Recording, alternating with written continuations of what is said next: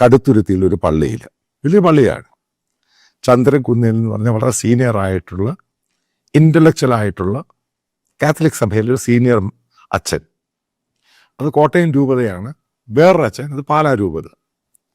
ഇവരെല്ലാം കൂടെ ചേർന്ന് പുതിയൊരു പരിപാടി പബ്ലിക്കിൽ കോൺഗ്രസ് നേതാക്കൾ, അതായത് സന്ദീപ് വാര്യർ പഴയ BJPയുടെ നേതാവിനെ കൊണ്ട് ഉദ്ഘാടനം ചെയ്യുന്നു. അതായത് ജബൽപൂരും മണിപ്പൂർ ഇഷ്യൂമായി ബന്ധപ്പെട്ട് പ്രതിഷേധ യോഗം. മനസ്സിലായി എവിടുന്ന് എങ്ങോട്ട് ഈ സംഭവം പോയെന്ന്?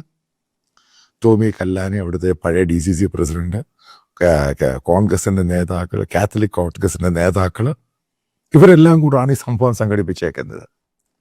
അതായത് ഒരു കാത്തലിക് അച്ഛൻ്റെ ഫേസ്, രണ്ട് അച്ഛന്മാരുടെ ഫേസ് കാണിച്ചുകൊണ്ട് ഇത് കാത്തലിക് സഭയുടെ ഇഷ്യൂ ആയിട്ട് മാറ്റാനുള്ളത്. കാരണം ഇവരുടെ കയ്യിൽ നിന്ന് പോയേക്ക്. നേരത്തെ ഇതേപോലെ ആയിരുന്നു വരാപ്പുഴ രൂപതയിൽ. അവിടെയുള്ള പല അച്ഛന്മാരും കോൺഗ്രസ്സുകാരന് തള്ളി പറയാൻ പറ്റുന്നില്ല.